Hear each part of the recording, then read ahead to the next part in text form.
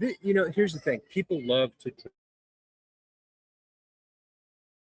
put on a costume. Oh yeah, they just love it. there's a lot of them here too. Yeah, and when you're in New York City or Boston or wherever, and you see like the businessmen, that's just a costume too. Yeah. They're just getting putting on the tie and the suit. That's a costume. What's happening, everybody? Day one from Vermont Sci-Fi Fantasy and Horror Expo here in Essex Junction, Vermont. We've been live a few times today. Had some cool people, and we found this guy just standing over in the corner by himself, twiddling his thumbs. But no, in all seriousness, welcome Jeremy home. Thank you. Thanks for being here, brother. Thank you. Now, I'm glad you guys are going to have me. I don't have any tattoos, but you're still making me feel very welcome. I appreciate it. Well, you notice how we stuck you in the middle so you couldn't get away. There's no escaping this one. You got to dive under the table or something to get out of here. Right. We're having a blast up here in Essex Junction. Stop on by. The festival's running now. It's also tomorrow. Yep. There's a lot of cool things. I haven't been able to walk around yet, but I can't wait to look around and see some of the other things that are going on. I hear lots of excitement. Right. Max LaFleur's here. Julian's here. I'm here. You guys are here. Butch obviously. Patrick's here as well. Yeah. Butch, he's a good guy. Right. Got to chat with him about, we were chatting about, now when you go and shoot something on set, it's all digital, as you guys know, and you can just, shoot it again. On his show, of course, it was film, but not only was it film, they had all these gags and these very expensive setups. Yep. You got to do it right the first time in a really, different era of filmmaking. Right. So fun to talk to him about that. No green screens back then. No green screens. When you bust through the door, you got to have a carpenter rebuild the door. Jeff know any carpenters? Jeff knows all about the one takes. We were doing some filming in New York. You got that right. Yeah, we were doing filming in New York, and he missed the A mark by like 6 inches and took a steel shelf to the side of the head instead of the shoulder, and then it drove him into the concrete. So yeah, concussion one. But this isn't about us. This is more about you. So tell our viewers and listeners later a little bit about some of the things that you've been in. So maybe I was just you brought that one shot thing up. I was on a show called Mr. Robot with Rami Malek, and I played Sutherland on that show. And Sam Esmail, who show ran and directed and wrote that show, he loved one shots. So when you came in and they said, "Hey, Jeremy, it's going to be a one shot," you knew that you had to have your A game because they've got all this stuff going on. Yep. Usually a crane shot, sometimes a driving one shot in live traffic in the city with the camera on board and other actors.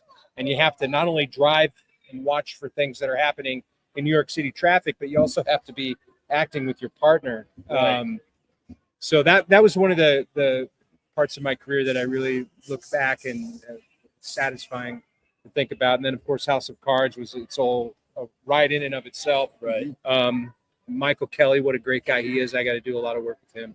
And then, I busted into the horror space, and I love it. The horror space, when you're on set, it's so much fun, right? Right. Like the people you meet, the stories you get to tell, the places you end up. It's incredible. Yeah. And the horror conventions are some of the best. Yeah. They're the friendliest people. You wouldn't think so. They are the friendliest freaking people. And they're kind. Yep. And Jeff knows about ending up in weird places. I mean, he ended up in the Hudson River in November. Right.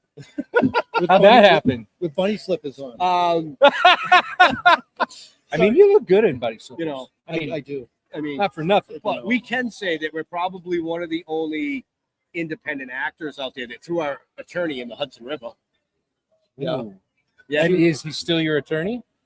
No. Sort of. Sort of. Yeah. Well, she kind of. She kind of backed off a little bit. It chilled the waters, huh? Well, she wanted to get involved. And it's like, yeah, we'll do this with her. Yeah. And we were, and being the writers and everything, we were the characters in the series. So I ended up tearing my knee doing a stunt 3 hours prior to the Hudson scene. So we had to do a little rewriting, but I was the only one that didn't have to go on the Hudson in November. It was pretty nice. It's convenient. Well, I do want to say that, flippers get very heavy when they're soaking wet. That's why they tell you to take off your clothes. If it was like you end up in a river. It was pretty funny. Yeah. I still have them. Yeah, they're crustacean.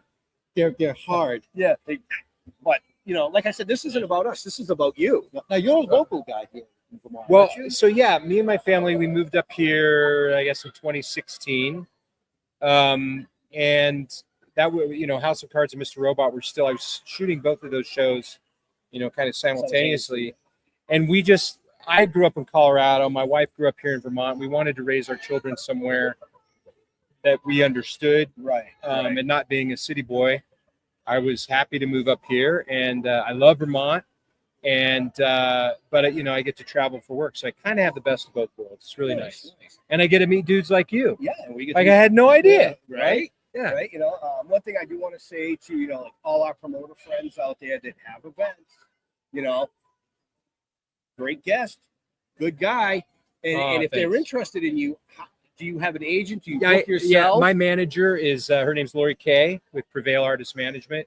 I'm reachable in all the platforms, but she's my gatekeeper. Like she's my boss.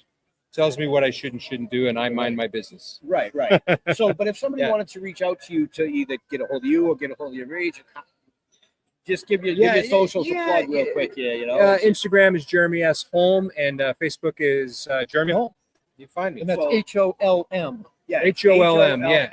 Yeah. Not like Mr. Holman over here, where it's you guys put HOFF and it's not. It's HOA. So, but yeah, no. Vermont Sci-Fi Fantasy Horror Expo, and the horror is the first year for horror here. Those you've heard of the Vermont Sci-Fi Fantasy I think it's going to do well. I think he's going to do amazing based on what I've seen from foot traffic for most of today. But like Jeremy said, he's here today till 5. He's here tomorrow from, I believe, 10 to 5. Yeah. Butch Patrick, Max LaFerriere, Julian Richings, Jeremy. You guys are here. We're here. Plug yourself. Where are you going next? We're going to be in Monroeville, Pennsylvania at the end of next month. Memorial Day weekend for the Steel City Cannabis Convention. Oh, and what sounds like that's fun. really cool because it's a double event. Right? Yeah. So on one side of the convention is the cannabis. Yeah. And on the other side is a reptile. The mega reptile show, and the promoter does both. You have to be careful if you're a certain kind of person like me. Well, there can be snakes in on the both order. sides. Yeah, they could. For me, it would be the order in which you do things would be important in there. Yep. Right. Well, we interviewed lizards and stuff. Iguanas. Iguanas. We actually had a caiman named after us last year. Not many people can say that. No, it was pretty wild. Yeah. It was pretty wild. It was a rescue. With Mary's Reptiles, I believe. Mary's Reptile Rescue. Yeah. But they had a caiman that had just come in that was rescued, and I was like, "So what's the name?" Well, it's not named yet. And I'm like, "Well, Still Token's a good name." And he's like, "Done. That's the name." There you go. I was like, "Well, shit." Well, I think maybe he needs to be in one of your projects now.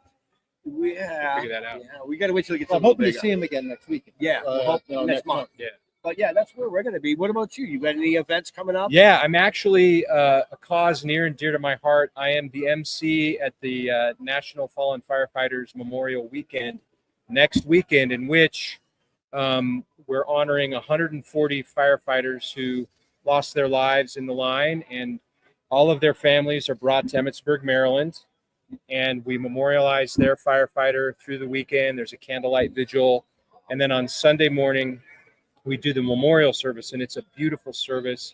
250 bagpipers. Wow. And beautiful music. Yeah. And I'm the MC of that event, and there's a beautiful flag procession.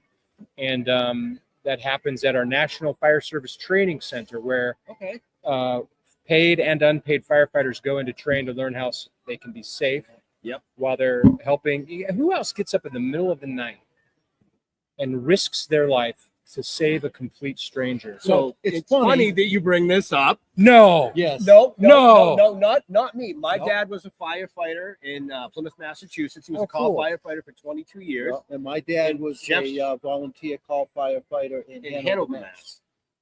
Yep. Here's to him, man. Yep. My dad fought, his dad too, but my dad fought a lot of the biggest fires that Plymouth, Mass had ever seen, including the state forest fire back when you rode on the back of the brush breaker. My father was also a firefighter, and the reason he was a firefighter was I had a terrible allergy to my mother's milk, and I had a lung infection. But there was a flood, and so the local volunteer fire department came in on horseback because I grew up in the mountains of Colorado, over the mountains, and got me on horseback and took me to a road that wasn't flooded out and got me to the hospital and saved my life. The next week, he joined the fire department, and he became an EMT, and he was then a lieutenant, and then a chief, and then a board director. And so this is my way of paying homage to him. And I'm not a firefighter, just because my life didn't go that way. But we all understand what that was for our father. So it's very cool. It's very cool. I do want to say to all our viewers and all our listeners that are watching or listening to this later, keep an eye on our social media, because we come to you live every Wednesday. Visitor, guest visitor. Oh, look at that cutie. Anyway, live podcast. Yeah, we're going to talk more to Jeremy off camera about getting him booked on actually one of the live streams where he can come on for over an hour with us and talk more about his career, talk about our parents, talk about the color of his underwear. I don't really care. I'll wear underwear that day. You don't have to. It's a podcast. It's live. We only get you from here down, so you're good. Yeah. But if you got nothing to do, folks, we're here till 5 o'clock. It's another 2 hours. We drove 4 to be here. I don't want to hear any excuses. None. Vermont Sci-Fi, Fantasy, and Horror Expo. Day 1, we're going to be here again tomorrow doing this. So come hang out. Come say hi to Jeremy. Get one of his cool posters autographed. Yeah. Just saying. But in all seriousness, stay safe. We will see you. We'll be back at some point this weekend. Yes, we will. Thanks, guys. That was fun.